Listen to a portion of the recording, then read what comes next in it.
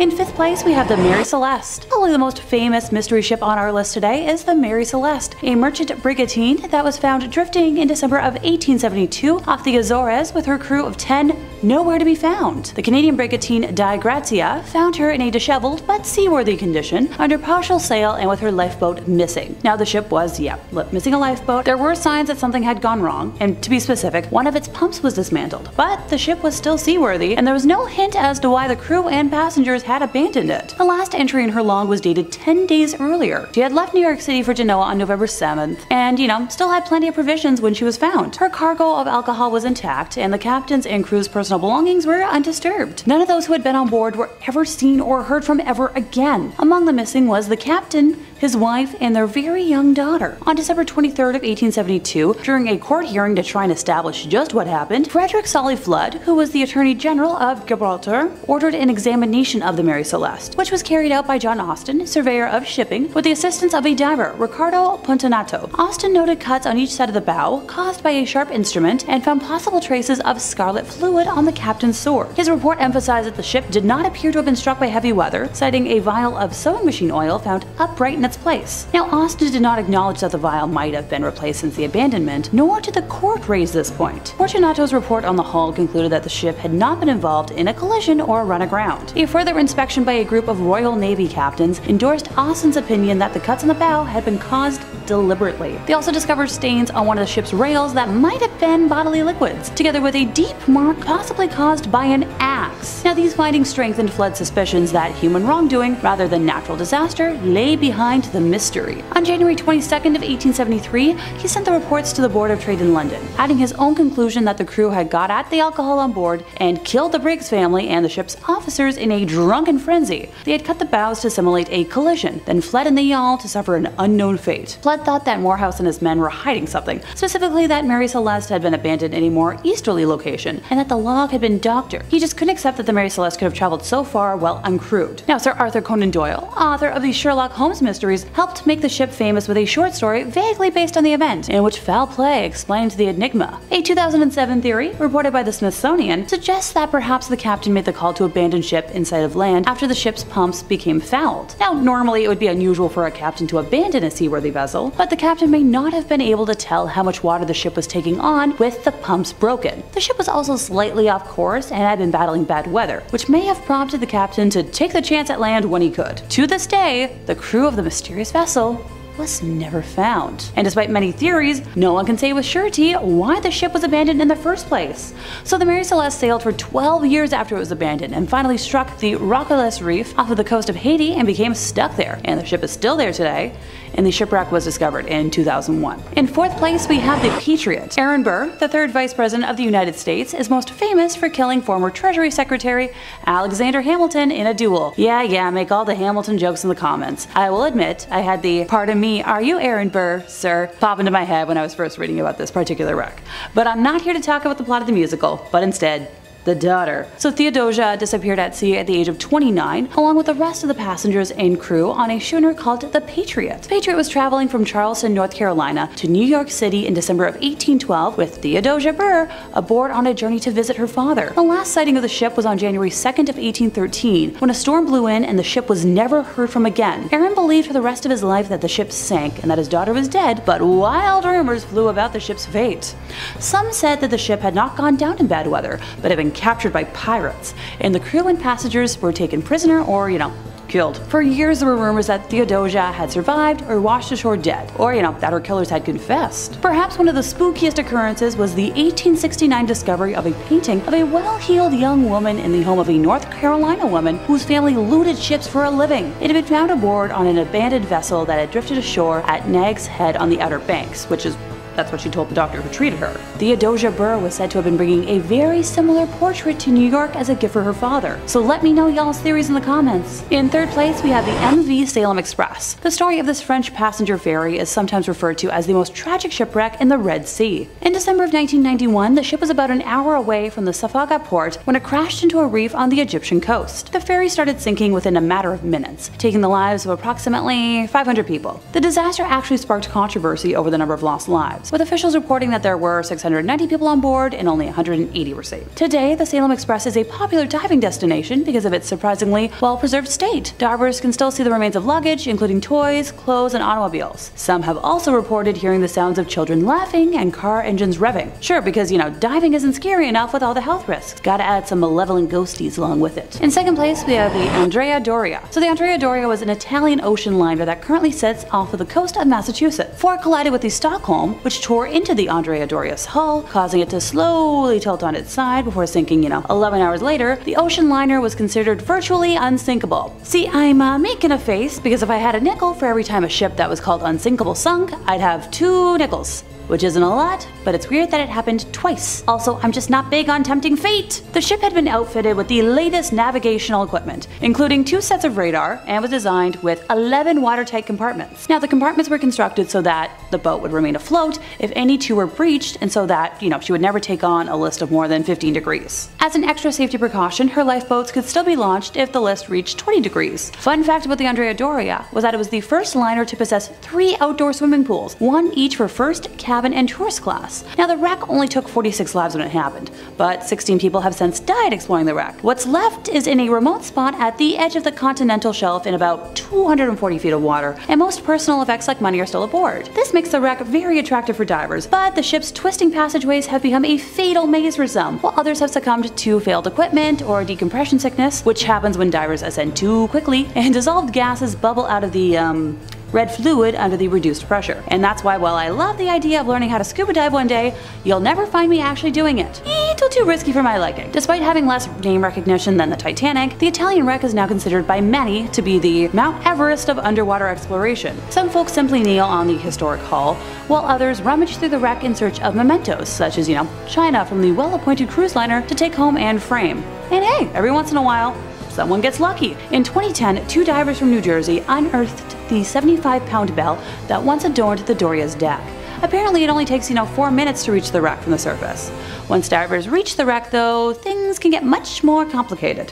The more time divers spend breathing the specially tailored mix of gases required to survive at such depths, the longer they'll have to spend making their way painstakingly back to the surface. A typical Doria dive includes only 15 or 16 minutes exploring the wreck before divers must leave. And during those few minutes, divers affix strobe lights to the mooring line to help find their way back. Some hook lines of their own, wound into reels on their equipment, onto the wreck near the mooring line so they can find their way back when their time in the wreck runs out. Some of those who have died got tangled or lost in the wreck. Others have panicked, spit out their mouthpieces, and drowned. No big. A big part of the danger is the depth and the risk of nitrogen narcosis, which once again is a condition that can occur below 100 feet, in which too much nitrogen builds up in that red little fluid, causing a level of impaired thinking that is often compared to alcohol intoxication. In first place, we have the Hunley. The Civil War submarine, the H.L. Hunley, is a ship that managed to sink not once, not twice, but 3 times. Look, I'm all for recycling, but with that kind of track record, someone should have clued in after, the second time. When the precious kitty known as Unsinkable Sam survived more than 2 wrecks, someone eventually decided to keep him on land and avoid, cursing further ships. Those who ignore history are doomed to repeat it. Just saying. First demonstrated in 1863, the ship is famous as one of the initial forays into developing combat submarines. She carried Confederate Navy men to Charleston Harbor, attempting to break a Union blockade that was limiting the city. On the very first mission, the Hunley sank at the dock when either the wake of a ship swamped it or tangled lines rigged it underwater, and caused the passing of, 5 men on board. The sub was recovered and launched again a few months later. Some idiot on board left a valve open and it sank, killing the entire 8-man crew.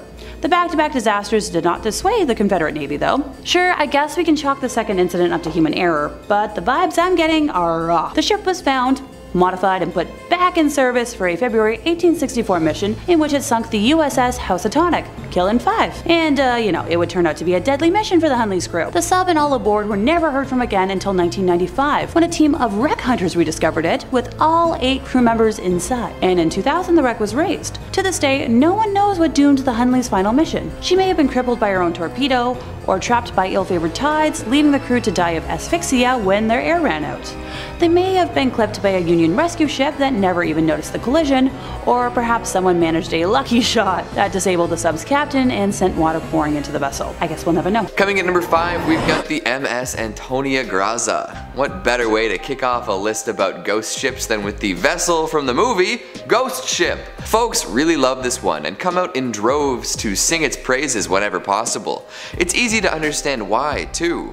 With an absolutely brutal opening sequence and plenty of phantom fun aboard a wicked Italian ocean liner, there's a little something for everyone. The mystery behind the ship's fate is a fascinating one too, revealed over the course of the flick to great effect. See, all we really know about this ghost ship at the beginning is that there's some sort of tampering that caused the entirety of the crew and passengers to be sliced in half by a very tense wire. The only survivor was a young girl, as she was too short to be whipped in twain. Well, she survived the initial disaster, but being alone on a ship in the middle of the sea doesn't bode well for anyone. Decades later, a salvaged tugboat comes across the ghost ship and decides to give it a whirl. Upon boarding, they discover an enormous bounty of gold bars and an even more impressive collection of wayward spirits. They meet all sorts of ghosts who give them wishy-washy answers on what happened to them, all while some tugboat crew members are lured to untimely deaths by tricky spirits.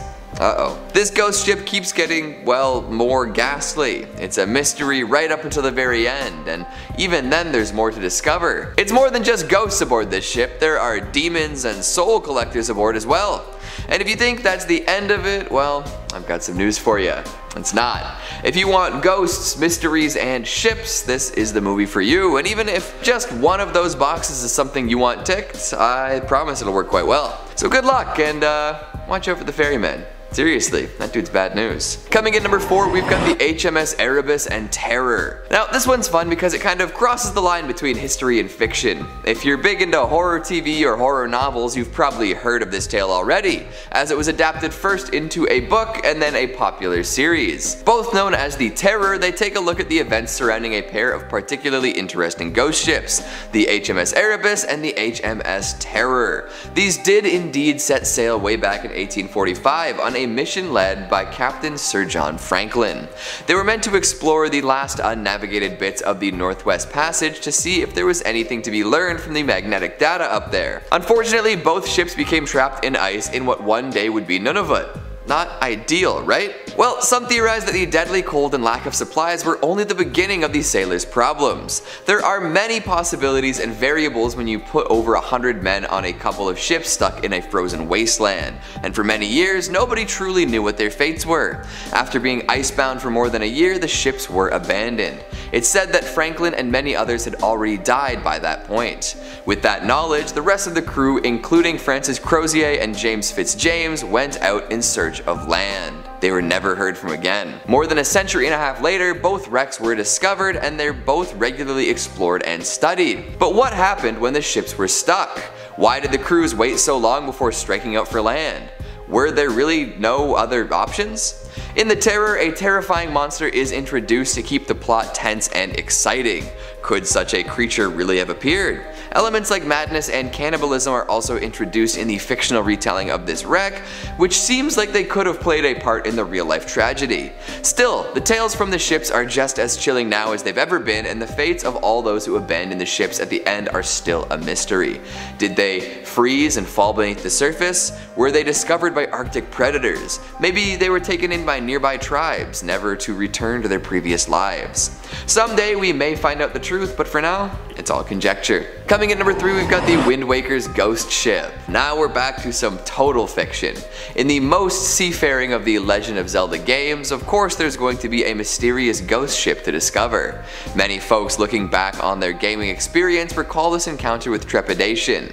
It was freaky to find a ghastly vessel in what seemed to be a relatively cheerful game, especially when you couldn't actually interact with the ship without a specific chart. It would coast around the ocean, moving from place to place based on the position of the moon. Sailing at night became more of a thrill once you knew a ghost ship could cross your path. Worse yet, if you did have the appropriate chart and made it on board, you'd be greeted with plenty of skulls and a few enemies, which tells the tale of a very unfortunate crew if you ask me.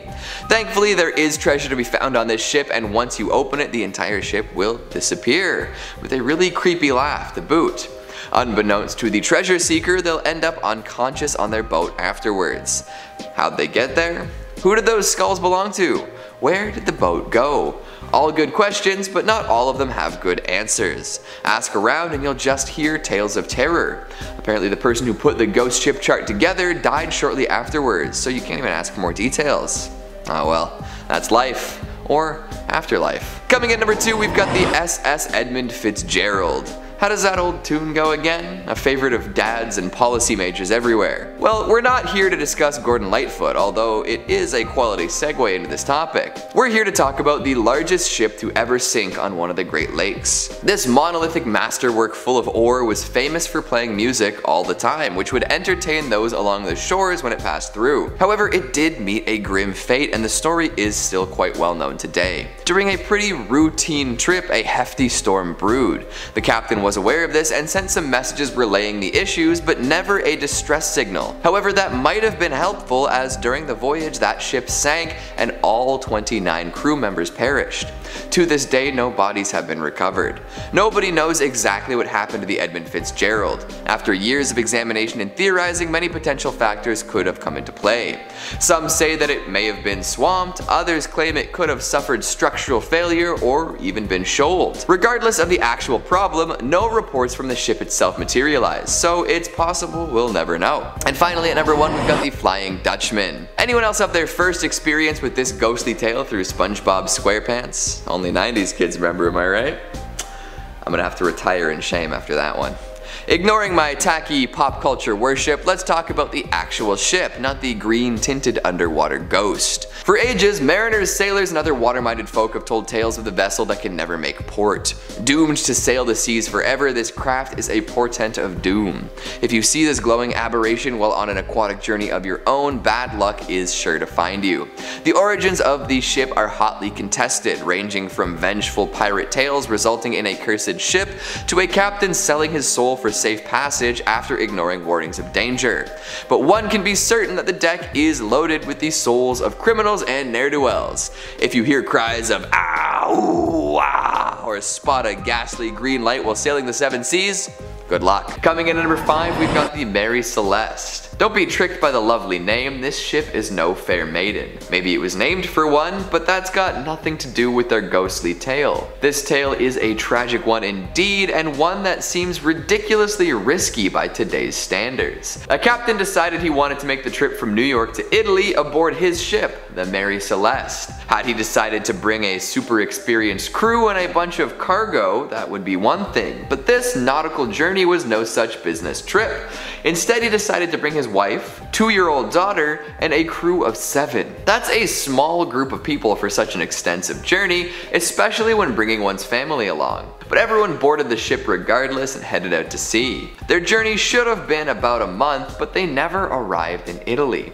Instead, another ship known as the Dei Gratia came across the Mary Celeste, floating aimlessly in the sea. Assuming the worst, the crew of this new ship went to see if anyone was still aboard. But they were never able to help anyone, as the ship turned out to be empty. But it wasn't totally gutted though. There were still plenty of supplies in the larder, and the ship itself was still in pretty good shape. Sure, there was a bunch of water on the deck, but it wasn't like it was gonna sink anytime soon. Stranger still, the lifeboat was gone with no indication as to why or where it was heading. So there the Mary Celeste was, without a captain, crew, or family, drifting in the Atlantic. It became one of the most famous ghost ships of its era too, as Sir Arthur Conan Doyle drew inspiration from it, and used this inspiration to write his short story, J. Habakkuk Jeffson's Statement. This tale was a launching board for many theories, from pirates to mutiny to cold-blooded murder. The thing is, nobody knows for sure what actually happened. The captain, his crew, and his family were never heard from again. Now, there are some more realistic theories that have come forth about the inexperienced captain not knowing the full extent of damage to his ship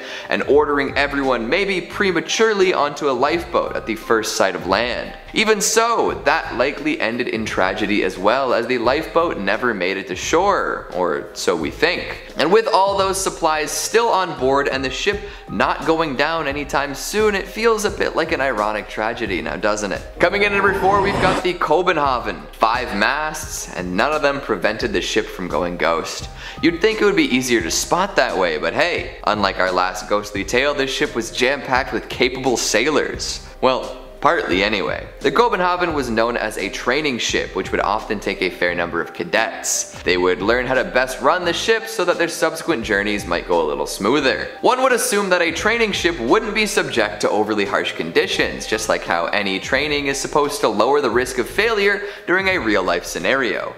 Unfortunately, this was not the case. 60 sailors marched aboard this well-fitted ship, and once they departed, they were never seen again. The ship had all anyone would need to succeed, including plenty of lifeboats, an auxiliary engine, and a wireless communication system. So what went wrong? Nobody really knows. It left the Rio de la Plata on December 14th, heading to Australia. On the 21st, the crew was in touch with another ship and all seemed to be well. After that though, they went totally silent. Some think they ran into an iceberg, others claim that it could have been something more sinister. Either way, darkness and fog definitely played into the equation. For years, the Kobenhavn was missing in action with nothing to show for it. However, some sailors did claim to see a phantom ship with 5 masts sailing the seas. Now, the ghost crew hasn't attempted to communicate with anybody yet, nor has anybody been able to get close enough to confirm what they've seen. But you'd better believe those cadets are seasoned sailors by now. Back in 2012, a wreck was discovered that many believe to be the Kobenhavn. However, this still goes unconfirmed. Coming in at number 3, we've got the tale of the Jenny. Now, the tales I've told up until this point have been mysterious indeed. The fates of the folks on board are up in the air and may never be fully explained. The story of the Jenny is just as mysterious, especially because it's been contested by a few folks, but the fate of the crew, if you believe the story, is more cut and dry, or should I say, frozen and wet. In this unsubstantiated story of oceanic horror, the crew of a ship named Hope came across what appeared to be a ship in pretty good shape. From a distance, there appeared to be crew members working on the deck. This struck the crew of the Hope as a little strange, as the Jenny had been missing for many years. When they got closer, it all started making sense though. The men they had seen atop the ship were indeed still there, but not alive. Each one was frozen solid, met with a frigid end. Yikes. Things got worse when the captain of the Hope decided to check out the inside of the ship, where he found more frozen corpses. The Jenny's captain was discovered frozen to a chair with a journal nearby. The final entry in his log read, "No food for 71 days. I am the only one left alive." That one sentence carries all sorts of latent horror, with images of more than 2 months without food in a horrible frozen environment. One has to wonder if any crewmates became food for the survivors, and what life must have been like as Hope faded by the day. Coming in at number 2, we've got the Baron Falkenberg. Here's a general rule for life.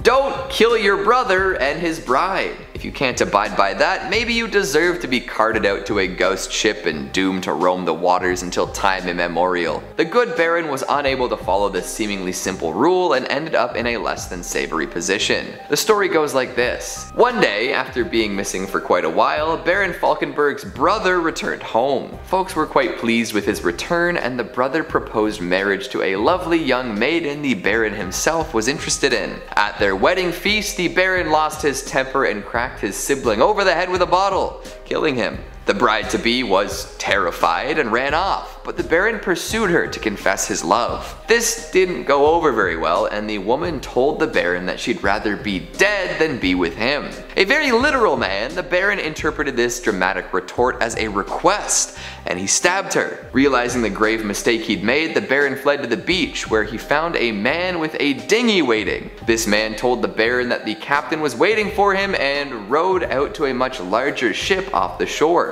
From there, the Baron boarded the ship, and for the past half a millennium, he's remained on board. This ship always seems to be heading north, flickering with blue flame and filled with skeletal sailors. And finally, at number 1, we've got the Palatine. Forget the Block Island sound, we're talking about the Block Island light. If you ever find yourself around Rhode Island between Christmas and New Year's, take a look across the water at night.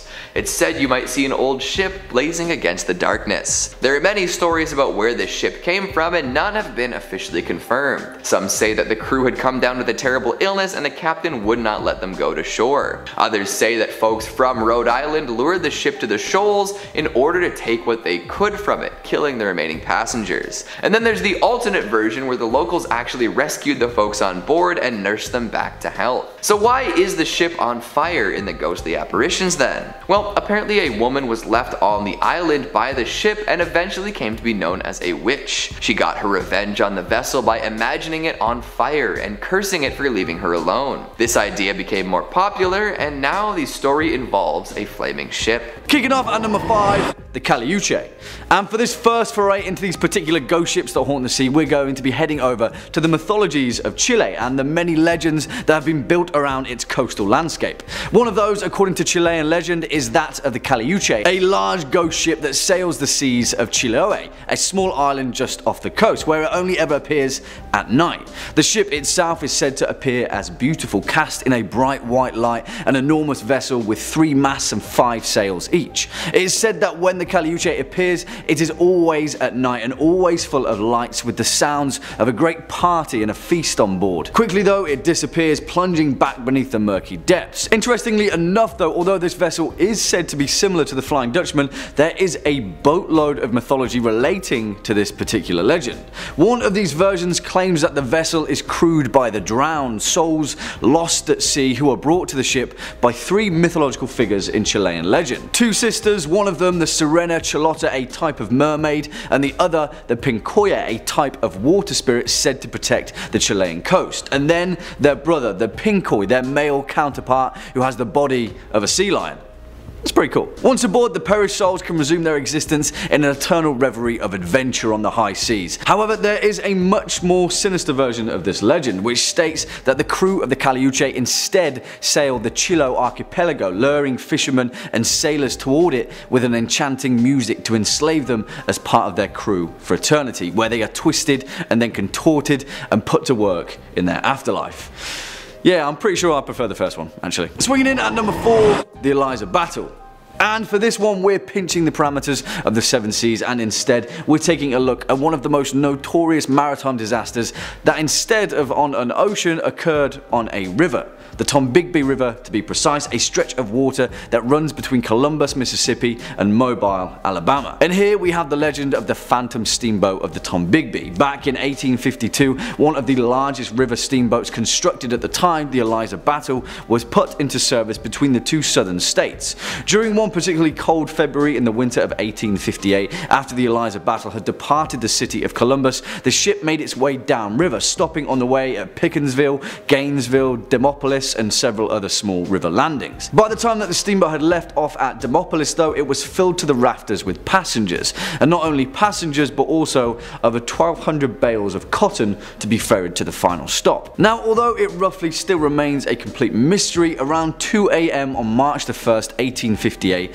about 30 miles downriver from Demopolis, the crew of the Eliza Battle awoke, startled to discover that the cotton bales on the main deck were on fire. Flames soared and quickly engulfed the ship's hull, soon spreading out of control despite the frigid temperatures attributed to the odd, gusty evening. The boat continued onward though, the entirety of the exterior completely engulfed in flames and cut off from their lifeboats. The passengers, many of them who had awoken dressed in their night clothes, were forced to plunge into the icy river below. Now, some of them survived, mainly by floating atop the remaining cotton bales, but all in all, over 33 people lost their lives, both crew and passengers included.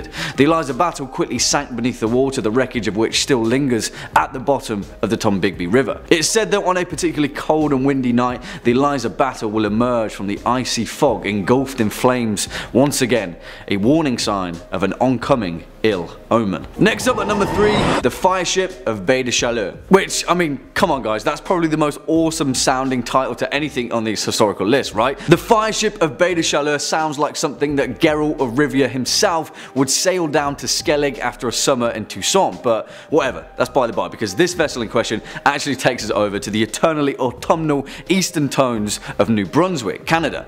Now, the Fireship of Baie des Chaleurs is also more commonly referred to as the Chaleur Phantom or the Phantom Ship, and it often takes the form of a series of ghost lights just before a storm, appearing as a large 3-mast galley.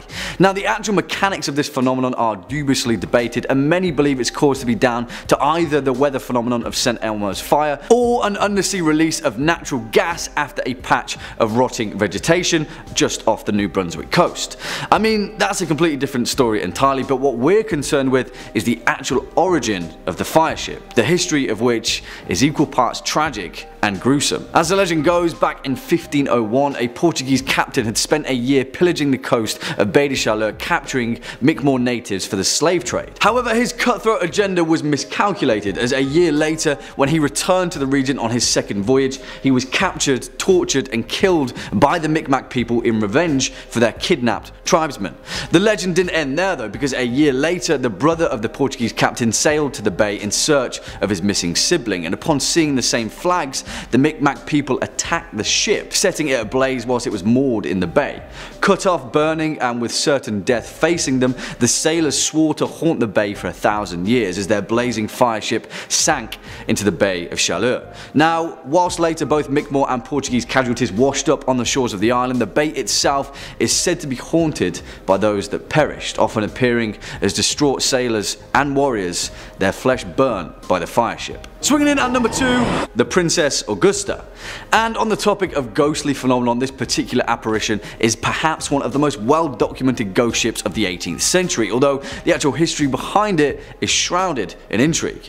Although the folklore account of this particular vessel is based upon the historical wreck of the Princess Augusta, a ship that sailed out of Rotterdam in August 1738 under the command of Captain George Long, in more modern records it is commonly referred to as the Palatine, where the Palatine Light, the apparition in question, famously gets its name. And the reason for that is down to the nature of the ship. Alongside 14 of his crew, Captain Long's directive was to transport 240 German immigrants from the Palatinate region of the Rhineland to build a new life for themselves in Philadelphia. However, we know that this is the tale of a ghost ship, and from the offset, their vessel was afflicted with some terribly tragic luck. Not long after passing through the Atlantic, the Princess Augusta's water supply was contaminated, causing a fever and flux to spread through the ship, killing 200 of its passengers, half the crew and the captain himself. The ship's first mate, Andrew Brooke, quickly took command as the survivors leapt out of the frying pan and into the fire, getting hit by severe storms that pushed the ship far off course to the north. They then endured 3 months of extreme weather and dwindling supplies,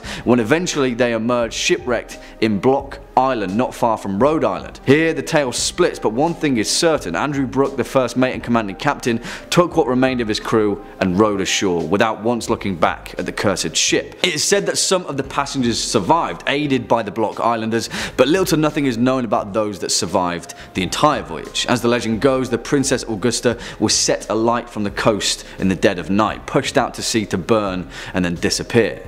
At night, they say that if you listen closely, you can hear the screams of those that didn't make it back to shore. And finally, coming in at number 1 spot, the Duke of Danzig. And for our most terrifying ghost ship on this list, of course it has to be a brutal and bloodthirsty pirate ship, a privateer that plundered her way across the Caribbean, notoriously in the name of her royal namesake, the Duke of Danzig. This ship's seafaring career was relatively quiet for the first few years of service, mainly acting as more of a letter of marque, a deterrent more so than a private man of war. However, her fate quickly changed after changing command and sailing under the French captain Francois Aregnadoux. Now, his intentions were to sail and plunder his way across the 7 seas, and plunder he did from Liverpool to Barbados, capturing and scuttling more ships than he could count on his way. However, despite being a vessel of the French Empire, strangely enough, sometime after late June 1812, the Duke of Danzig just disappeared, although there are several records catching a glimpse of her around Canada, but she was never seen again. After the last mention of her, it was thought that she'd been destroyed by a tropical cyclone or sunk in the night after an encounter with a British frigate. However, as the legend goes, that was not the last of the Duke of Danzig. After the golden age of piracy had been sated, a captain by the name of Napoleon Gallois relayed his records of a French frigate encountering the wreck of the Duke of Danzig drifting listlessly at sea. As his crew witnessed, the ship itself was covered from helm to hull in dried blood, and in staggered rows were the putrefying corpses of her crew, many of which were brutally crucified to the masts or the deck. Strangely enough, there were no signs that she had been in recent battle. In fact, despite the blood, she was pristine, no shot holes, and her sails and rigging intact. After searching the ship, Gallois' crew found a stack of blood-stained papers identifying the captain as the same Francois Aregnadoux. And then, as they left, the crew of the frigate set the brig ablaze, forever to be buried at sea, along with her mystery. RMS Lusitania. The RMS Lusitania was a British ocean liner that was sunk on May 7, 1915 by a German U-boat 11 miles off the southern coast of Ireland. The sinking of the Lusitania presaged the United States declaration of war on Germany just 2 years later. This ocean liner currently resides 300 feet below the surface off the coast of County Cork, and during the day was the largest ship to set sail, carrying 1,960 people when it set off for what was known to be her last voyage. After being torpedoed by the German U-boat, it took just 20 minutes for the Lusitania to sink and killing 1,197 people aboard. Now to this day there is controversy surrounding the boat, as the boat was carrying civilians from nations not embroiled in World War I, specifically Americans, and the attack in turn helped change the US opinion against Germany, according to the Lusitania resource, that is. Many historians believe that former British naval intelligence deliberately placed the boat in danger in order to drag the US into the war alongside the Brits. However, not only that, but the ship was also carrying munitions for the war effort, a detail which the British government refused to confirm until 2014, a detail which may explain the source of the mysterious explosion some survivors reported hearing after the initial torpedo strike. Now, interesting still, the wreckage of the Lusitania was bombed by the Royal Navy during World War II, and in the 1990s a Dublin diver visited the wreck, with him describing it like Swiss cheese, and that the seabed around the boat was littered with unexploded hedgehog mines. This is definitely not a place you'd want to visit. Coming in at 4, SS Andrea Doria. SS Andrea Doria was an ocean liner for the Italian line, which is most famous for sinking in 1956 when 46 people died. On July 25th of 1956, while Andrea Doria was approaching the coast of Nantucket, Massachusetts, bound for New York City, the eastbound MS Stockholm of the Swedish-American line collided with it during thick fog, in one of history's most infamous maritime disasters. The boat was top-heavy, which resulted in the Andrea Doria tilting and in turn leaving half of its lifeboats unusable. The shortage of lifeboats would of course result in significant loss of life, but thankfully the boat stayed afloat for another 11 hours following the collision. Due to this fact, 1,660 passengers and crew were rescued. However, 46 people on the ship died as a direct consequence of the collision. Now, what makes this shipwreck so interesting is that due to the luxurious appointments and initially good condition of the wreck, Andrea Doria has been a frequent target of treasure divers and is commonly referred to as the Mount Everest of scuba diving. The ship is called this simply because of the number of deaths while exploring the site. To list a few, William Edgerton in 1956, who passed away shortly after one of the valves on the breathing apparatus became partially closed. Christopher Murley and Charles J. McGurr in 1999, who both died of apparent heart attacks while preparing for the dive.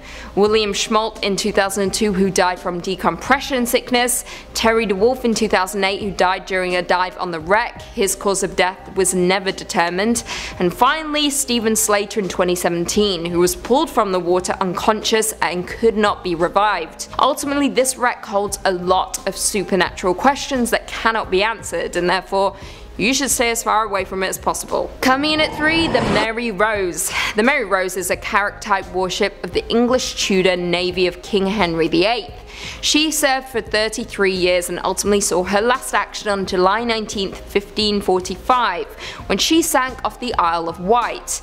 Not long after Henry ascended the throne, the Mary Rose would participate in several skirmishes against the French early in her career. However, she was kept in storage when the fighting died down. In 1545, however, the Mary Rose was taken out of retirement when the French attempted an invasion of England at Portsmouth. but during the bombardment she went down, taking more than 300 crewmen to their deaths. What's baffling though is that no one quite knew why the Mary Rose sank. According to the museum dedicated to the warship, a retrofit may have left her too heavy to withstand an unlucky wind that caught her as she was turning. She may have been overloaded, or perhaps a French cannonball hit her hull, swamping her. The boat was raised from the seabed in 1982, however this still didn't answer the questions as to what exactly happened to the Mary Rose. Coming in at 2, the USS Cyclops. The USS Cyclops was the second of 4 Proteus-class colliers built for the United States Navy several years before World War I. The ship was named for the Cyclops, a primordial race of giants from Greek mythology. She was the second US naval vessel to bear the name. Now, what was ultimately disturbing about the boat was its loss of 306 crew and passengers without a trace within the area known as the Bermuda Triangle sometime after March 4th, 1918, making this the single largest loss of life in US naval history, not directly involving combat. Now this took place during wartime, making people believe that she was captured or sunk by a German raider or submarine. Now according to the Naval Historical Foundation, the ship was carrying manganese ore from Brazil to Baltimore when she took a detour to Barbados. The rumours have it that she was overloaded by both her cargo and coal she picked up on that stop. Not only that, but one of her engines was non-functional thanks to a cracked cylinder. All in all, these factors may have contributed to the ship's ultimate demise, however no one quite knows for sure. The ship's loss was what ultimately fueled the fear of the Bermuda Triangle, a region of the Atlantic that is said to be the site of many mysterious maritime disappearances. So if you want to visit the USS Cyclops, you would have to visit the Bermuda Triangle. And would you dare do that? You shouldn't, because you'd die. And finally, number 1, the HMS Terror. The HMS Terror was a specialized warship and a newly developed bomb vessel constructed by the Royal Navy all the way back in 1813. However, she was later converted into a polar exploration ship 2 decades later and participated in George Back's Arctic expedition of 1836 to 1837, the Ross expedition of 1839 to 1843, and Sir John Franklin's ill-fated attempt to force a Northwest Passage in 1845, during which was lost with all hands along with the HMS Erebus. However, on September 12, 2016, HMS Terror was located in Nunavut's Terror Bay off the southwest coast of King William Island. The wreck was found 57 miles south of the location where the ship was reported abandoned, and 31 miles from the wreck of the HMS Erebus, which was discovered in 2014. For more than 170 years, the Terror was a mystery which loomed large over the Arctic prior to its discovery. Now, the initial expedition launched in 1845, however it was in 1846 that the Terror and Erebus became stuck in the ice. Franklin died in 1847, according to a note later discovered stashed on King William Island, and the ships were ultimately abandoned in April 1848. The 106 men were never heard from again, nor was the Terror, until 2016 as previously mentioned. As it stands, researchers are hoping to unravel more about the mystery of where the expedition ultimately went wrong and what exactly happened to the crew. For those who like a spook and a conspiracy theory, AMC made a show called The Terror, which follows the ill-fated expedition. However, there's a twist. It is emotional but absolutely terrifying, and is perhaps one of the best shows I've watched in a long time. Give it a watch, you won't be disappointed. Starting us off at number 5, we have Yellow Jack. We're gonna set sail on a weird one to start us off. If you're a flag enthusiast, you might see the ending of this one coming from a mile away, but we'll get there in a minute. So the legend of Yellow Jack starts upon a spice and gold filled ship preparing to leave the Indies and head back home. The crew was accounted for, the cargo was secure, the captain was feeling nice. Then, at the last second, a mysterious figure asked if they had room for one more. Feeling pretty good about their haul, they welcomed this extra pair of helping hands on board. Wrong move. Turns out this was a disreputable lad known as Yellow Jack, with a reputation so abhorrent that the ship was forbidden to enter any port she called upon. For ages the crew sailed from port to port hoping that someone would let them dock, but it never happened. They were forced to endlessly cruise the seas, running lower and lower on supplies.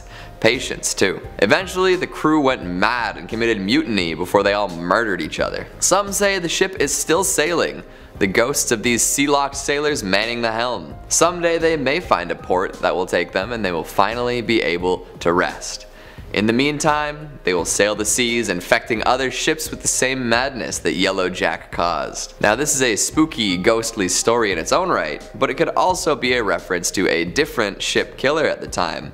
Disease. The Yellow Jack is a flag flown by ships infected with plague, cholera, and other nasty, fast-spreading diseases. So Yellow Jack itself could be a metaphor for disease, and ports weren't letting them in because of quarantine procedures. Absolutely fascinating, and it would also make a killer movie. A pirate quarantine body horror. Think The Thing meets Wreck meets Pirates of the Caribbean. Oh damn. Coming in at number 4, we have the Caleuche, a Chilean ship sailing around an island known for its terrible storms. Shining white sides, 3 masts with 5 sails, blood red. The ship sails independent of any human input. Sure, there's a ghost crew, but the Caleuche is known for being sentient. The ship has a mind of its own. It'll glide along the water at incredible speeds and is able to submerge and continue navigating underwater, similar to the famous Flying Dutchman. When it passes, folks say you can hear the crew cackling for a brief moment. It's a ship known for the merriment of its ghostly crew. They throw parties often and hop around on one leg. The folks on board often only have one leg because the other is folded behind their back, similar to another Chilean mythological entity. To top off their strange looks and mannerisms, some crew members have backwards faces, terrifying all who lay eyes upon them. Some say the Caleuche is manned by sailors, both dead and alive, dragged from the depths and snagged off passing ships. Another legend says that the ship is piloted by the souls of the drowned, brought aboard by water spirits and granted the gift of life in exchange for their servitude. Not so sure that's a good deal, you know, life eternal, but you'll always be on a stinky ship? Maybe the parties are just that sick. Merchants who trade with the Caleuche supposedly become very wealthy afterwards, and anyone who has laid eyes upon it wears a crooked smile forever. Again, interesting deal. Lots of money, crooked smile. I guess you could afford a dentist and some plastic surgery at that point. Coming in at number 3, we've got the ghost ship of the Northumberland Strait. Yes, Canadian ghost pirates. That pretty much sums up my career aspirations right there. I don't know if that means I would be pirating software related to ghosts or actually becoming a phantom upon the Northumberland Strait, but I don't really care as long as my title involves the words Canadian, ghost, and pirate.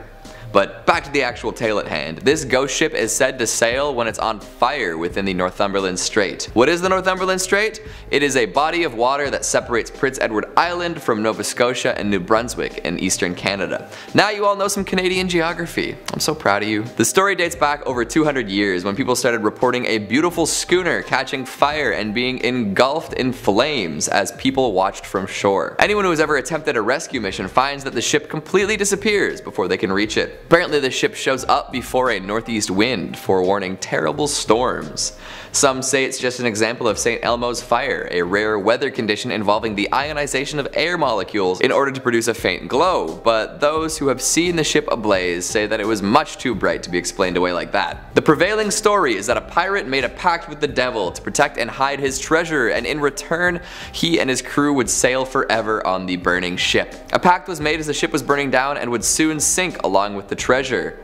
In the end, folks claim that their fate was revenge for the terrible deeds they had done in their days of piracy, like their own personal floating hell. Coming in at number 2, we have Baron Falkenberg, a tale of lovers scorned, brothers bashed, and dice rolled.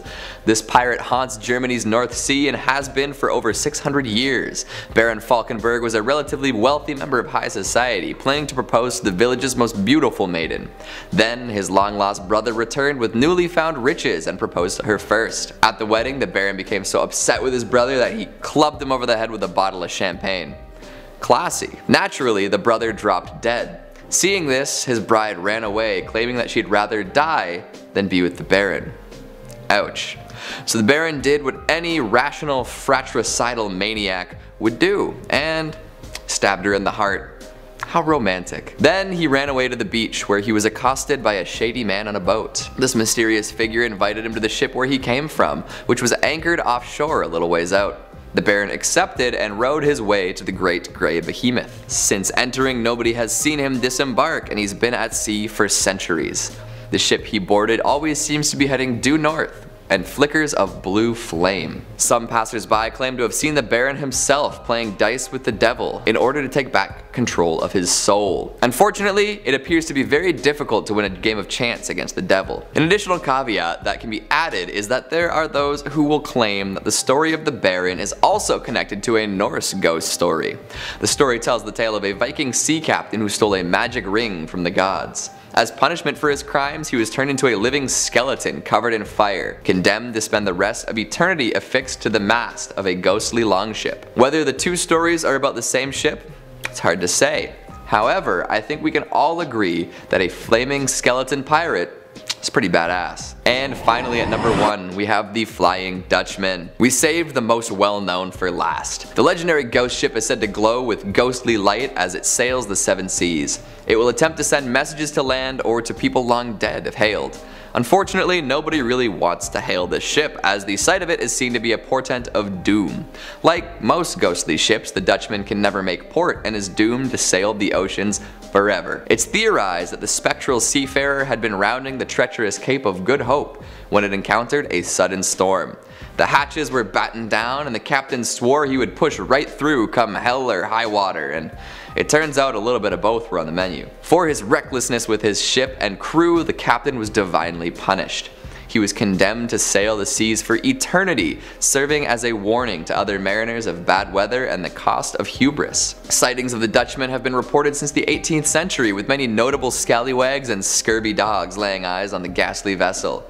Even Prince George of Wales described seeing a ship glowing with a strange light. If you see a ship with skeletons dancing in the rigging, steer clear. It might look like fun, but the captain will try to lure other vessels onto the rocks to ensure nobody else can pass the cape. Sheesh. Remind me not to take a long sailing trip. Number 5, the Mary Celeste. Probably the most famous mystery ship on our list today is the Mary Celeste, a merchant brigantine that was found drifting in December of 1872 off of the Azores with her crew of 10 nowhere to be found. The Canadian brigantine De Gratia found her in a disheveled but seaworthy condition under partial sail and with her lifeboat missing. There were also signs that something had gone wrong. To be specific, one of its pumps was dismantled, but once again, that ship was still seaworthy, and there was no hint as to why the crew and passengers had abandoned it. The last entry in her log was dated around 10 days earlier. She had left New York City for Genoa on November 7th and was still amply provisioned when found. Her cargo of alcohol was intact, and the captain's and crew's belongings were undisturbed. None of those who had been on board were ever seen or heard from ever again. Among the missing was the captain, his wife, and their very young daughter. On December 23rd of 1872, during a court hearing to try and establish just what happened, Frederick Soliflude, who was the Attorney General of Gibraltar, ordered an examination of the Mary Celeste, which was carried out by John Austin, surveyor of shipping, with the assistance of a diver, Ricardo Fortunato. Austin noted cuts on each side of the bow, caused by a sharp instrument, and found possible traces of scarlet fluid on the captain's sword. His report emphasized that the ship did not appear to have been struck by heavy weather, citing a vial of sewing machine oil found upright in its place. Now, Austin did not acknowledge that the vial might have been replaced since the abandonment, nor did the court raise this point. Fortunato's report on the hull concluded that the ship had not been involved in a collision or run aground. A further inspection by a group of Royal Naval captains endorsed Austin's opinion that the cuts on the bow had been caused deliberately. They also discovered stains on one of the ship's rails that might have been bodily fluids, together with a deep mark possibly caused by an axe. These findings strengthened Flood's suspicions that human wrongdoing, rather than natural disaster, was the cause for the mystery. On January 22nd of 1873, he sent the reports to the Board of Trade in London, adding his own conclusion that the crew had gotten at the alcohol on board and, killed the Briggs family and the ship's officers in a drunken frenzy. They had cut the bows to simulate a collision and then fled in the yawl to suffer an unknown fate. Flood thought that Morehouse and his men were hiding something, specifically that the Mary Celeste had been abandoned in a more easterly location, and that the log had been doctored. He just couldn't accept that the Mary Celeste could have been traveled so far, uncrewed. Arthur Conan Doyle, author of the Sherlock Holmes mysteries, helped make the ship famous with a short story vaguely based on the event, in which foul play explains the enigma. A 2007 theory, reported by the Smithsonian, suggests that perhaps the captain made the call to abandon ship in sight of land after the ship's pumps became fouled. Normally, it would be unusual for a captain to abandon a seaworthy vessel, but the captain may not have been able to tell just how much water the ship was taking on with the pumps broken. The ship was also slightly off course and had been battling bad weather, which may have prompted the captain to take the chance at land when he could. To this day, the crew of the mysterious vessel was never found. Also, despite many theories, no one can say with any certainty why the ship was abandoned. The Mary Celeste sailed for 12 years after it was abandoned, and finally struck the Rochelle Reef off of the coast of Haiti and became stuck there. and it's still there. It was discovered in 2001. Let me know what your theory is in the comments. Number 4, the Carroll A. Deering. This ship was built in Bath, Maine in 1919 by the G.G. Deering Company for commercial use. One of the last large commercial sailing vessels, the ship was designed to carry cargo and had been in service for a year when it began its final voyage to Rio de Janeiro, Brazil. So the cargo ship and its 10-man crew successfully made it to Rio de Janeiro in 1920, despite needing to change captains when its original one fell ill, but something strange happened on its way back to Virginia. A lightship keeper in North Carolina said a crewman who didn't seem very officer-like reported the ship had lost its anchors while the rest of the crew was milling about suspiciously. The ship was still in good condition when it was spotted from Cape Hatteras on January 31st of 1921, before it was torn apart on the Diamond Shoals. Another ship spotted the Carroll A. Deering near Outer Banks the next day in an area that would have been a strange course for a ship on its way to Norfolk, Virginia. Now, if someone wants to fight me on that pronunciation, I swear I consulted a couple of friends who live in Virginia for that one. The following day, a shipwreck was spotted,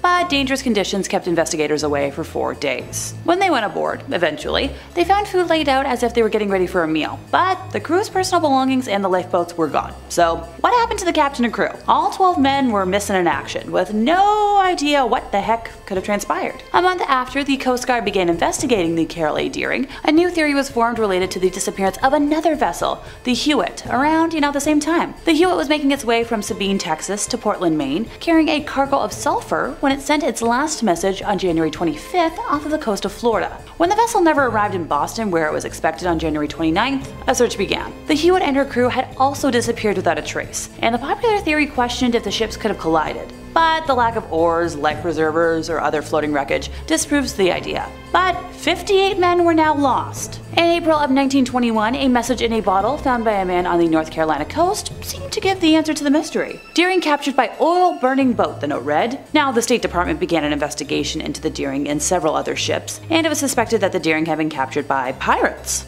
Arr.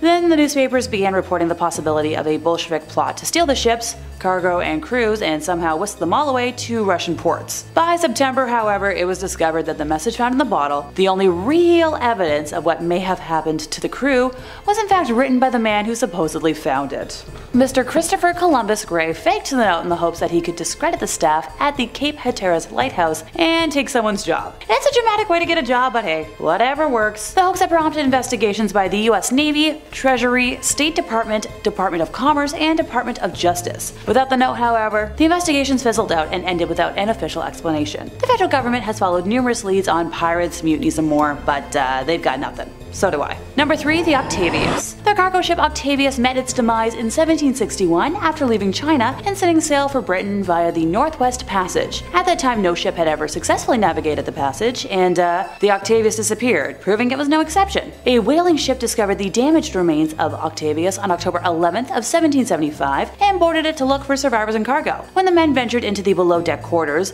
they found the ship's captain frozen at his desk, partway through filling out the ship's log, and the rest of the crew were similarly encased in ice throughout their rooms. Brr. The whalers snatched up the ship log and fled the Octavius, leaving behind all, including the first and last entries, which were stuck to the desk. The log revealed that the Arctic temperatures and ice captured the Octavius around 250 miles from Barrow, where all those aboard perished on November 11th of 1762. The whalers, however, found the boat near Greenland, meaning it somehow made its way through the Northwest Passage, even with its crew frozen solid. Look, while Frozen might not be my favorite Disney movie ever, did anyone think to check in with Elsa or any of her ancestors? This just seems like a magical accident that could easily be undone. I'm just saying. Number 2, the MV Joyita. This ship was a 70-foot luxury yacht built in Los Angeles in the United States and launched in 1931. Roland West, who was a famous Hollywood director in the 1920s and 30s, was the first owner of the ship, naming it after his wife, Jewel Carmenil, calling the ship Joyita, which means little jewel in Spanish. The ship spent much of the 1930s cruising the west coast of the United States under both Roland West and its subsequent owner, Milton Beacon. It became a Pacific patrol boat during the Second World War, patrolling the seas around Hawaii.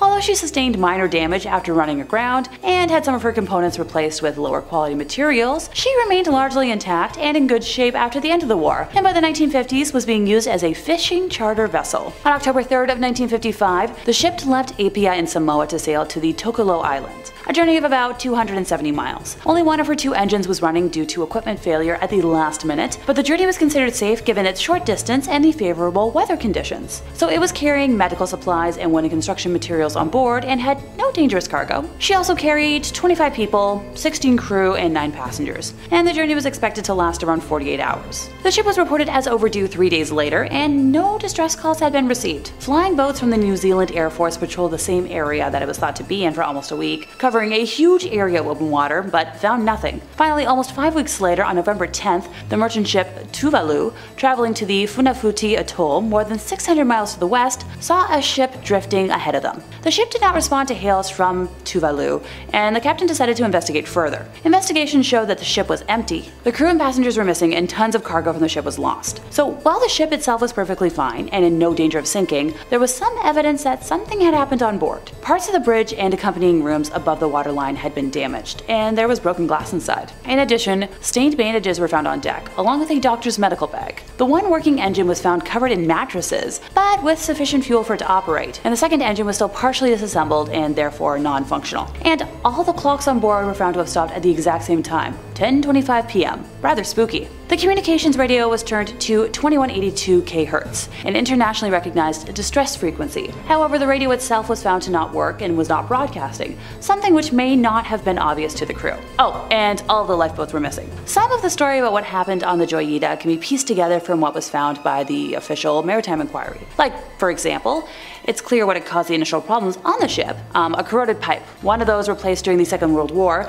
was found to be leaking, and this allowed water to enter into the hull. It is very unlikely that the crew would have been able to find the source of the leak in open water. The damage to the superstructure of the vessel seemed to be unconnected to the problems they were experiencing, but may have added to the sense that the vessel was heavily damaged. The attempts to send out a distress signal and the lack of response may have led to a rising panic amongst those on board. The fact that whatever had happened had occurred at night also may have led to a lack of situational awareness, as the damage found was minor and would have been clearly recognized as such in the daytime. However, the decision to abandon the ship, if that's what happened, makes absolutely no sense. The 3 lifeboats were far less seaworthy than the ship herself, and there were insufficient life jackets for everyone on board. Furthermore, the vessel itself was perfectly buoyant even 5 weeks later, and the captain would have been experienced enough to recognize this. So while it seems that those on board decided to, leave the safety of the ship in the night and test their luck in tiny rafts, why they did this is a total mystery. Theories range from pirates, once again, to a mutiny amongst those on ship.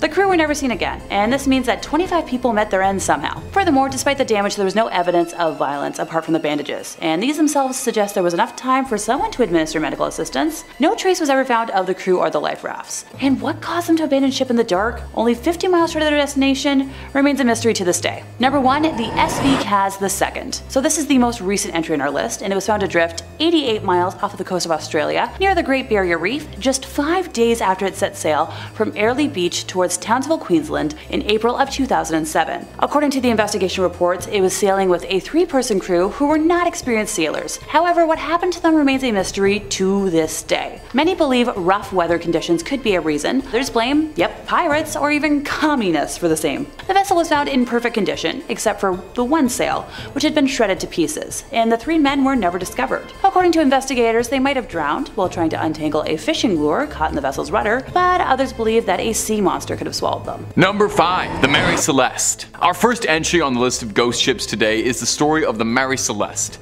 a ghost ship where the crew abandoned it for a reason no one knows. In 1872, the captain, one Benjamin Briggs, cast off out of New York's docks to travel to Italy. On board were the captain, his wife, their young daughter, and a small crew of 8 seasoned sailors coming with them. The voyage seemed like a success until it was found by another ship, the Del Gratia. The crew of the Del Gratia approached the Celeste since it was barreling forward at full speed and full sail without anybody manning the crew. So the Del Gratia boarded it to investigate and found more questions than they had before, as there was barely a sign of life. If they hadn't found it freely floating, they would have assumed the ship had just been built. There was a little bit of water in the hold and a lifeboat was missing, but other than that, the ship was fully intact, the hull undamaged, the hold replete with food and water and other supplies. So what happened? Why would the captain and the crew abandon a perfectly serviceable, well-stocked ship, especially one that was carrying his own family? Now, there have been theories over the course of the years.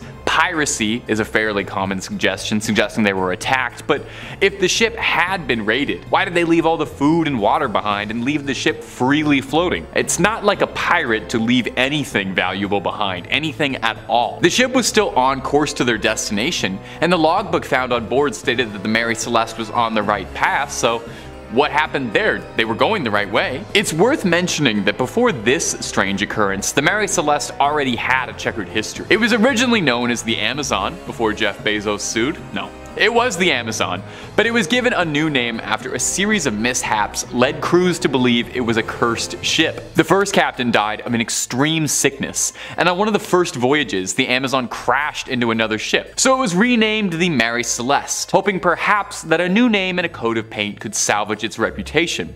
If only that was the case. The Celeste was recovered and sailed a few more years before being run down for insurance purposes, and to date, no one knows what ever became of Benjamin Briggs and his crew. And if you're looking for more ghost stories, not necessarily nautical, but ghost stories of any variety, Top 5 Scary has loads of that and then some. We've got just about everything freaky you can think of.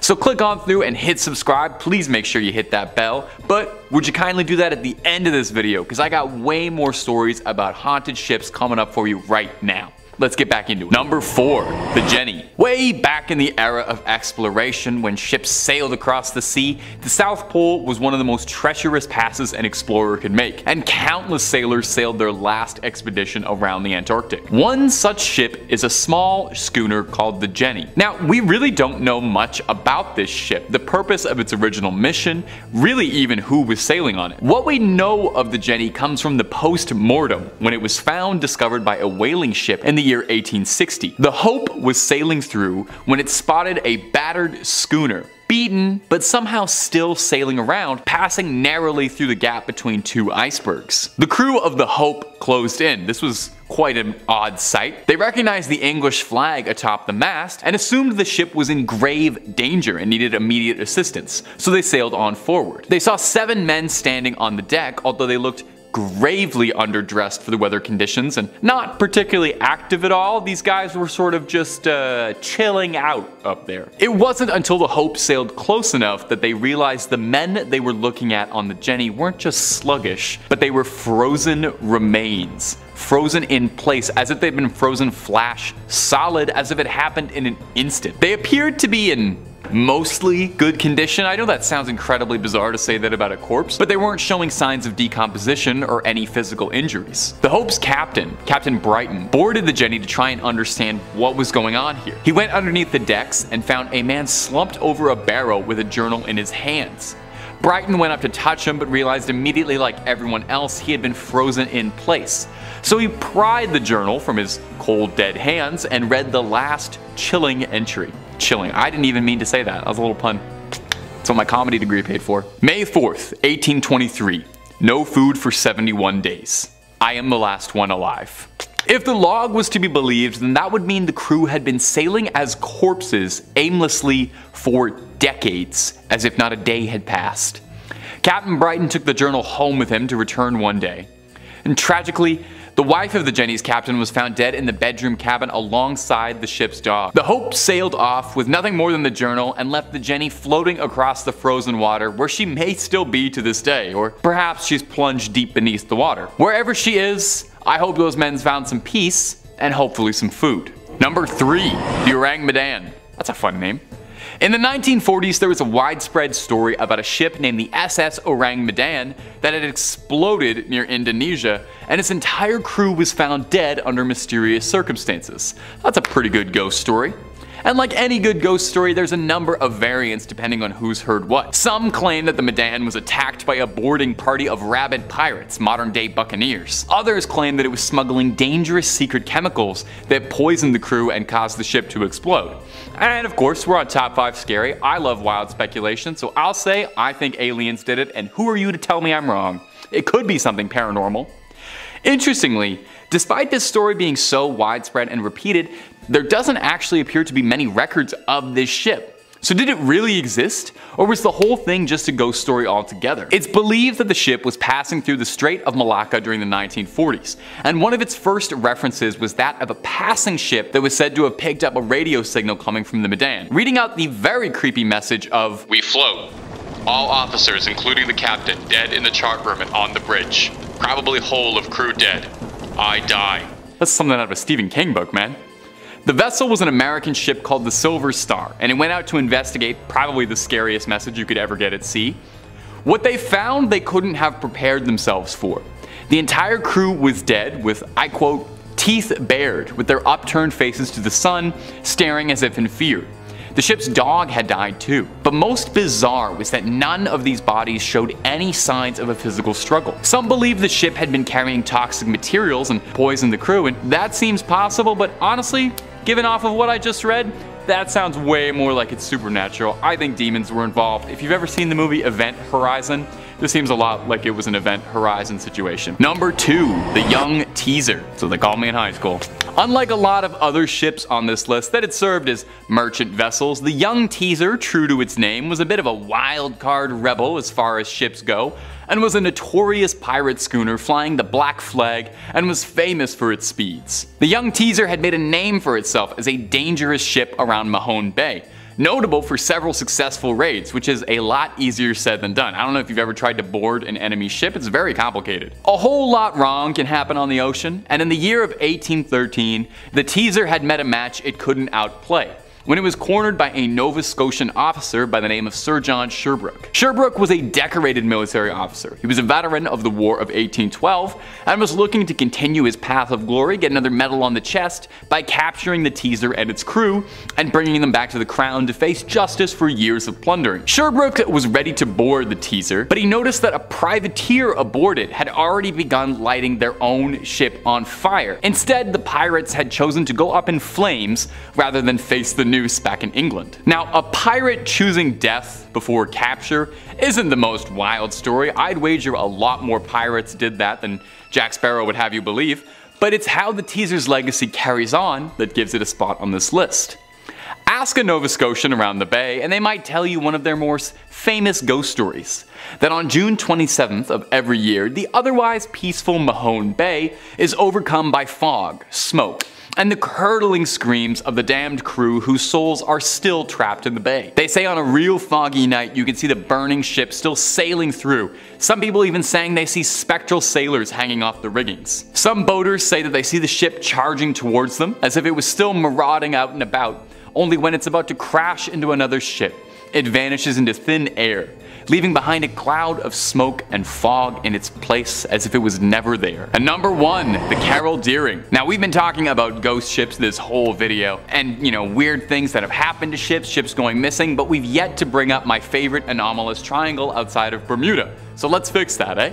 Let's talk about the ghost ship, the Carol A. Deering. It was 1929, and the Deering was returning home from the Hamptons to Barbados, passing a Cape Lookout lightship. A man on the lightship called out to the Deering because he thought the crew looked aimless. They told him that the Carol Deering had lost its anchors, which, I don't know if you know a lot about ships, that's a bad thing for a ship to lose. The Carol Deering kept making its way forward. I guess the lightship didn't have any anchors to lend out or anything, where it was spotted again a few days later by a ship called the SS Lake Elon, with its captain reporting that the behavior of the Carol Deering was very odd. He described it as steering a peculiar course. And that would be the last time anyone saw the crew of the Carol Deering alive. 2 days later, the Carol Deering was discovered by the Coast Guard washed up on a nearby shore. The ship was missing its lifeboats and the decks were flooded. A rescue crew went in to investigate and were baffled by what they found. The ship had been picked clean. It was missing all its documents, all important equipment, belongings. It was stripped to the walls. The lifeboats and anchors were all gone, and there wasn't a single sign of life in the ship, with the exception of one oddity. A beautiful feast laid out for the entire crew that had been untouched. Not a nibble taken out of it. No one knows what became of the crew of the Deering. There's always been theories. Some people think maybe they mutinied against their captain and fled. Some people think they were taken by the mystery of the Bermuda Triangle. Was their ship stolen? Or maybe they all just went home. We might never know. Number 5, the Octavius. The Octavius became more than just a legend in 1775 when a whaling ship named the Herald found it aimlessly drifting drifting off the coast of Greenland. The scary part? With all of its crew frozen dead by the Arctic cold's mist and winds.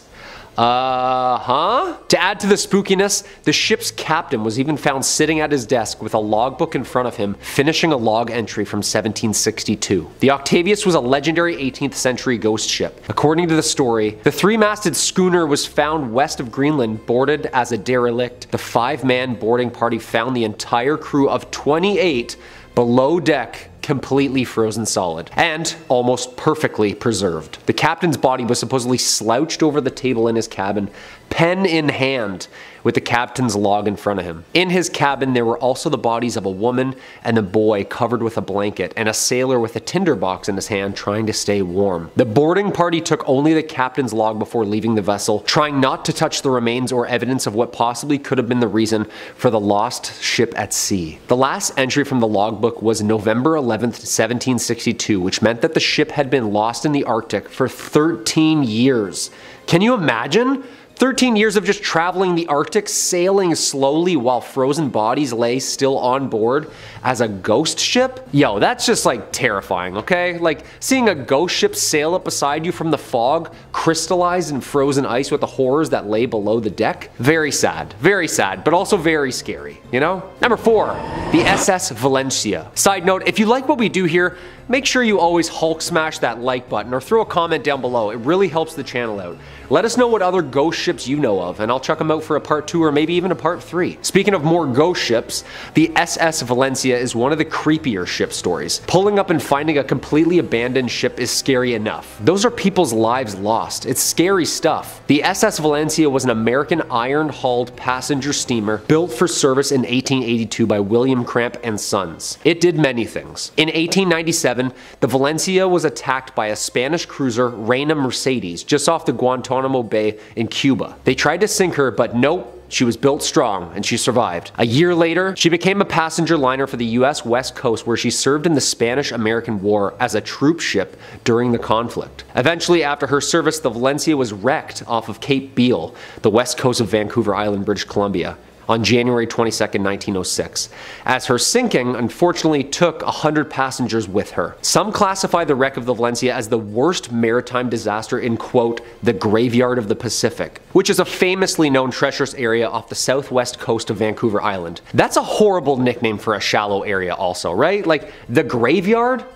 That's horrible. 6 months after the sinking, a local fisherman and his wife reported seeing a lifeboat with 8 skeletons in a nearby sea cave at the shoreline of Pachena Bay. The cave was reported to be around 200 feet deep. There was no definite explanation for the lifeboat's presence in the cave, but due to the dangerous seas outside the cave's mouth, the lifeboat along with its human remains couldn't be recovered. Local fishermen similarly report lifeboats being rowed by skeletons of the Valencia's victims just offshore as well. Most famous sighting was a rescue ship named the Topeka. Some observers on board, who were survivors of the just sunken Valencia, claimed, while sailing home with the survivors, a ship approached from the fog, and the ship passing was the just sank Valencia. The crew on board apparently now all skeletons. Yo, I'm getting the Curse of the Black Pearl vibes right now, are you? Like, that's scary, scary. Number 3, the Mary Celeste. We've heard about her. One of the most famous real-life ghost ships, of course, is the mystery of the Mary Celeste. And I say mystery because it's still a mystery. She was found drifting slowly through the waters of the Atlantic Ocean in 1872, sailing completely unharmed and untouched with all its sails still up, the crew's personal belongings intact, and a cargo of more than 1,700 barrels of booze untouched. She set sail from New York City with more than 1,700 full barrels of alcohol destined for Italy for distribution. On board were 10 people, including Captain Briggs, his wife, and their daughter. Over the next 2 weeks, the ship encountered, well, something bizarre. 10 days later, the vessel was spotted by a British brig, De Gratia. The crew from that ship boarded the Mary Celeste and discovered it deserted. Yeah, no crew. Spooky. First thing I'm thinking is Bermuda Triangle. Always, always, always. Ghost ships, anything lost at sea, Bermuda Triangle, immediately. But apparently a British ship found the Mary Celeste on December 4th, 1872, near the Strait of Gibraltar. So, alright, so not the Bermuda Triangle then? No? Alright. Yeah, it couldn't have been pirates either, because apparently they like to drink stuff. It was apparently late reaching Italy, and this British ship went out looking for her, confused where she had gotten lost. The strangeness comes with the boarding. Below deck, things looked completely normal. Absolutely no signs of attack or struggle. The only things missing were one lifeboat and the captain's logbook, and most importantly, the entire crew. Theories of crew mutiny, weather phenomenons like giant water spouts, or even consumption of poisonous foods came into play. After passing Santa Maria Island, the Azores, on November 25, 1872, there were no more entries. Devoid of all crew, but strangely stocked to the nines with food and booze and all the crew's personal belongings like jewelry and clothes. With no clear explanation, the Mary Celeste remains one of the most puzzling ghost ships around. They still have no idea what happened to those people. After the salvage hearings, Mary Celeste continued in service under new owners, but in 1885, her captain deliberately wrecked her off the coast of Haiti as part of an attempted insurance fraud. Number 2. Lady Lovibond. A ghostly story of lust, love, jealousy, and rage. The dark history of this haunted love boat. In 1748, the day before Valentine's Day, it was set to sail as a celebration of the ship's captain's wedding. On February 13th, 1748, the ship contained by the newly married Simon Peel was carrying his new wife Annetta and their wedding guests from London to Oporto, Portugal. Unknown to the captain, his first mate Rivers was also in love with Annetta, and in a fit of insane jealousy, seized the helm after murdering the helmsman and deliberately steered the ship towards the Goodwin Sands, where it ran aground, cracking the ship in half and unfortunately drowning everybody on board. And there, the story might have ended, had it not been witnessed for all the claims to have seen the ghostly ship appear every 50 years. Some of them even passing close enough to hear the sounds of celebration. Apparently on the 13th of February, the Edenbridge spots Lady Lovibond's ship exactly 50 years later. It was reported seen by ship captain James Westlake, and according to his testimony, he almost collided with the ship before he could finally turn the steering wheel to avoid the collision. Dude, close call, just shows up out of nowhere? Like, what? He also recorded in his logbook the ship was headed straight for the Goodwin Sands. Other sightings have been reported at 50-year intervals, except for 1984, when the ship failed to materialize. 1798, 1848, 1898, and 1948 witnessed the ship's sightseeings. Even some boats sent out rescuers, assuming that it was in distress or lost at sea, but later it could never be found. Yo. A tale as old as time, huh? Jealousy, that'll do it. Yeah, always does. And number 1, the Flying Dutchman. In all maritime folklore, this ghost ship has left quite an impact like no other. It's the ghost ship. The oldest one in the book. Well, maybe not the oldest, but definitely the most prolific and well known. The Pirates of the Caribbean, the Dead Man's Chest, is literally the story of this. The legend, Vanderdecken, the captain, is on his way towards the East Indies with the confidence and determination. He tried to steer his ship through the horrid weather conditions of the Cape of the Good Hope, but failed miserably. Even after, of course, vowing to drift until his own demise, you see, he apparently signed a little deal with you-know-who. He swore that he would succeed through the perils of waves even if he had to sail until his judgment day. The devil apparently heard his oath and took him up on it, and now the Dutchman is condemned to stay at sea forever. Legend says that since then, they have been cursed to sail the oceans for eternity. To this day, hundreds of fishermen and sailors from the deep sea have claimed to have even witnessed the Flying Dutchman, continuing its never-ending voyage across never-ending waters. The most famous sightings, I would say, is that of Prince George V of Wales. He was on a 3-year voyage in 1880 with his older brother Prince Albert of Wales and their tutor. The prince's log records say the following for the pre-dawn hours of July 11, 1881 near Australia. Quote, 4 a.m. The Flying Dutchman crossed our bows. A strange red light as a phantom ship glow, which lights the masts, spars, and sails of a brig 200 yards distant as she came up on the port bow, but on arriving there was no vestige or nor any sign whatever of a material ship. Seen right away to the horizon, 13 persons altogether saw her. That's a prince writing, so yeah, that's pretty good source material, I'd say. This is horrific. Imagine a ghost ship faded by red light pulling up towards your ship in the middle of the night, then just cruises on by. yeah, that'd be the end of me, for sure. Kicking off at number 5, the SS Beichimo. Now, although many tales of ghost ships and their legend are mired in murky mystery and spotty historical records, this one is perhaps one of the most well-documented cases of a ghost ship in nautical history. Built in Sweden in the year 1914, the SS Beichimo was used as a trading vessel for routes between Hamburg and Sweden in and throughout the First World War. After the war though, it was shipped over to Canada, where it was employed by the Hudson's Bay Company, carrying cargo throughout the Arctic region. There, on October 1st, 1931, during a routine voyage, a devastating storm blew in and the Beichimo was trapped in pack ice just off the coast of Alaska. The crew quickly abandoned ship, traveling over the ice to the nearest town of Barrow, Alaska, where they took shelter. Several days later, after the storm had subsided, the crew returned to retrieve their precious cargo, only to find that the SS Beichimo had disappeared. Her captain decided that she must have broken up during the storm and sunk, but a few days later, an Inuit seal hunter told the captain that he had spotted the Beichimo nearly 50 miles away from their initial position. As the story goes, the Beichimo didn't sink at all, and for several decades after her abandonment, she sailed the Arctic coast completely unmanned. In fact, the SS Beichimo was seen on numerous occasions throughout the following century, and several crews even managed to board her. In fact, the last recorded sighting was by a group of Inuit in 1969, a staggering 38 years after she was abandoned.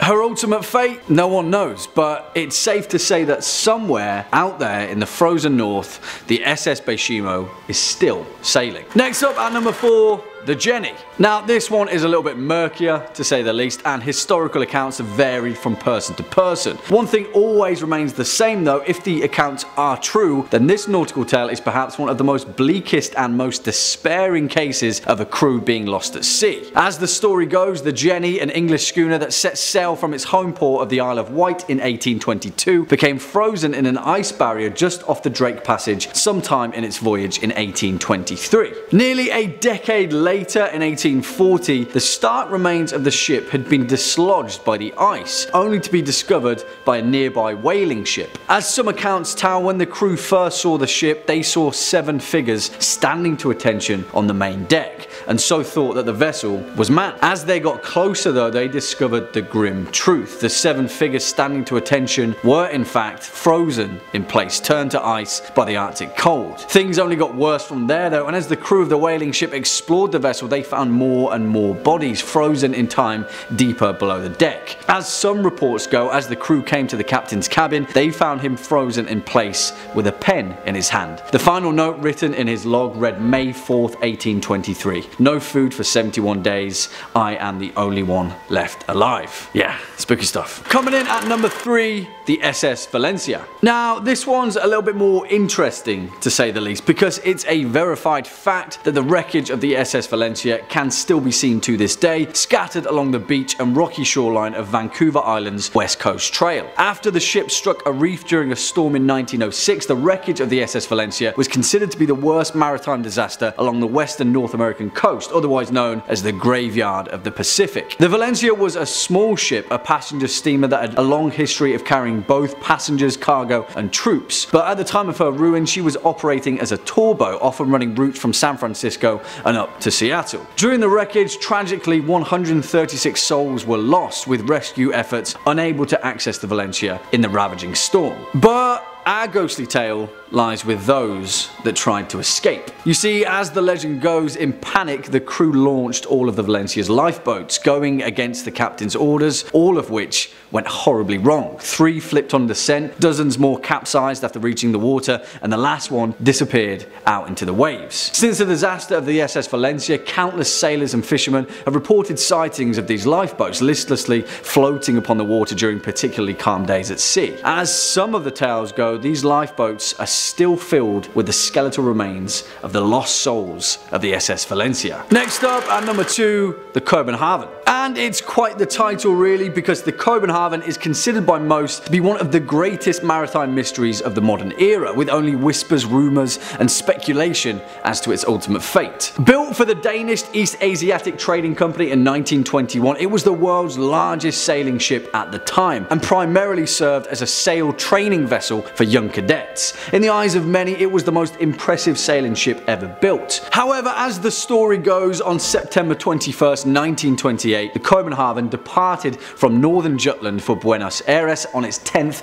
and ultimately final voyage. A total of 75 people were aboard, and the journey was planned to span all the way to Melbourne, Australia, and then back to Europe. But tragically, as we know, it was never seen again. The thing was though, the captain of the ship, Hans Andersen, was renowned for going long periods at sea without sending any messages, and so it wasn't until nearly 6 months later that the Danish company sent a search party. No wreckage or remains have ever been found. However, following the next several years of the Copenhagen's disappearance, there were a number of highly reputable sightings of a 5-masted ship that fit perfectly its description. In July of 1930, the crew of an Argentine freighter cited what they referred to as a phantom ship during a gale. Their captain noted in his records that this may be the Wrath of the Copenhagen. Dozens of stories and tales have perpetuated around the ultimate fate of the Copenhagen, but the truth is, we may never know. In all likelihood though, it's still out there,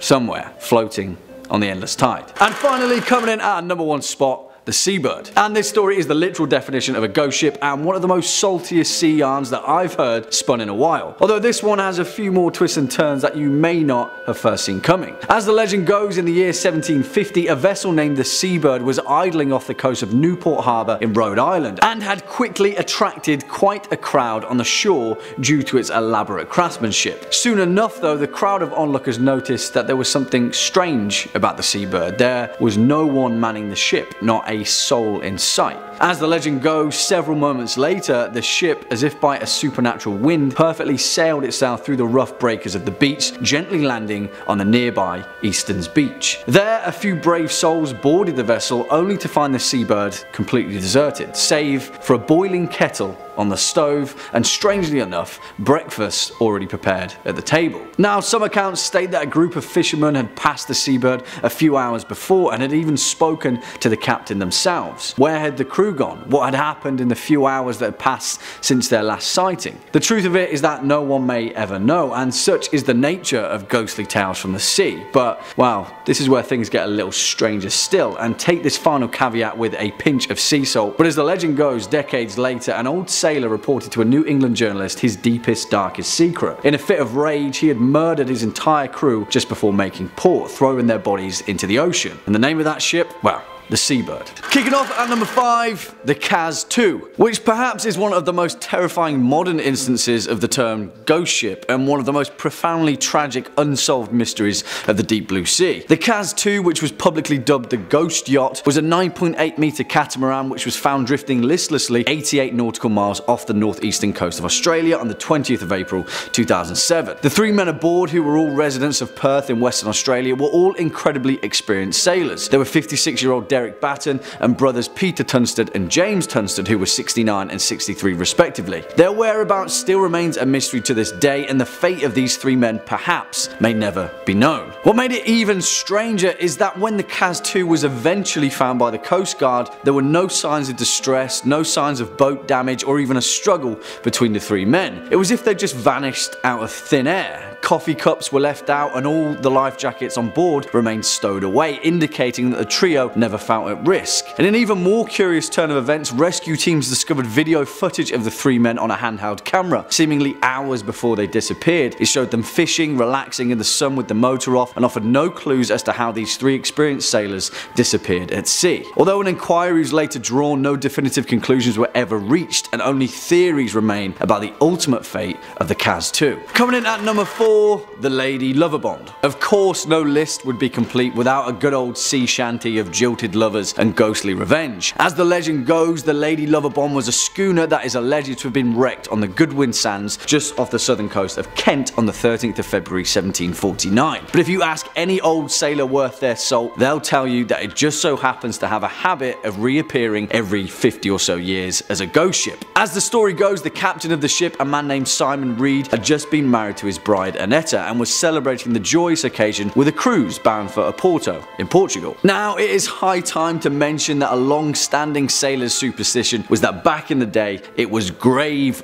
bad luck to bring a woman on board, and in many ways, the legend of the Lady Loverbond is a cautionary tale that exemplifies that fact. According to the tale, the ship's first mate, a man named John Rivers, was a rival for the hand of the captain's young wife, and in a jealous fit of rage, he killed the crewman manning the ship's wheel and steered the vessel into the treacherous Goodwin Sands, killing absolutely everyone on board. And if you're asking me, that is a stark overreaction. But nevertheless, since that fateful day in 1749, the Lady Loverbond has been sighted on numerous occasions with an ethereal, ghostly glow, eternally bound to wander the ocean. Next up at number 3, the Mary Celeste, which in fact may very well be the world's most infamous ghost ship, as well as one of the longest enduring mysteries of the Seven Seas. Built in Spencer's Island, Nova Scotia in 1861 and launched under the new name of the Mary Celeste in 1868, this merchant brigantine sailed uneventfully across the Atlantic for years as a seaworthy, efficient vessel. It wasn't until her fateful voyage in 1872 where the true ghostly legend began, which has since gathered theories that vary from submarine earthquakes, water spouts, an attack by a giant squid, and even paranormal intervention. No one will truly know the ultimate fate of the Mary Celeste, with every single soul on board never being seen or heard from again, which is a terrifying thought in itself, isn't it? The Mary Celeste was discovered adrift and deserted just off the coast of the Azores Islands on December 5th, 1872. It was a Canadian vessel, the De Gratia, which found her in a disheveled but seaworthy condition under partial sail and with one lifeboat missing. The last entry in the ship's log was dated 10 days earlier, which detailed the vessel's last known location, before these mysterious, infamous events unfolded. On board was the ship's captain, Benjamin S. Briggs, his wife Sarah, and their 2-year-old daughter Sophia,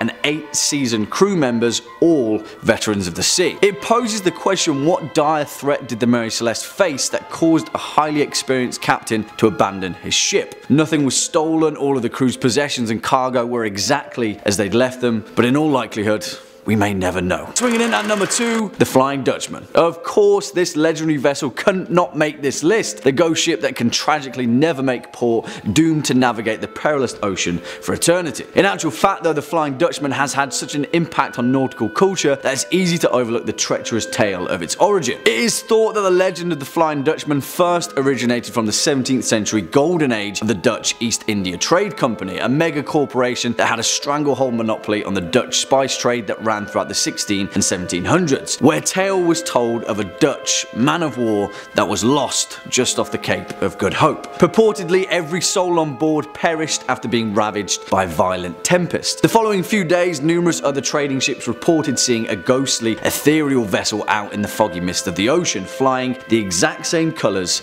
as the Dutch vessel. Since then, the Flying Dutchman has gathered notoriety as the worst omen you could ever hope for of a phantom ship that heralds the demise of an entire crew, with sightings continuing all the way into the 19th and 20th centuries. In fact, perhaps the most recognised sighting was by King George V himself during a 3-year voyage in 1881 just off the coast of Australia. He noted in his personal log that 13 people had seen the same glowing Flying Dutchman in the early hours of the morning, and later in the day, the ordinary crewman who had spotted the vessel fell from the foremast and, in his words, was smashed to atoms. It's a little bit worrying, that one, eh? And finally, our number 1 spot, the Orang Medan. And where do we even begin with the bizarre, perplexing legend of the Orang Medan, perhaps the most terrifyingly unexplainable instances of a ghostly shipwreck in history? But, well, the leading physical theory of the Orang Medan may be even more horrifying than it first appears. As the legend goes, at some time in June 1947, an American vessel by the name of the Silver Star picked up several distress calls from a nearby Dutch merchant ship, the Orang Medan. A radio operator aboard the troubled vessel sent a message in Morse code. In rushed, confused dots and dashes, it read, "We float. All officers, including the captain, dead in chart room and on the bridge. Probably whole of crew dead." And then a few moments later, after even more confused dots and frantic dashes, 2 words came through very clearly. "I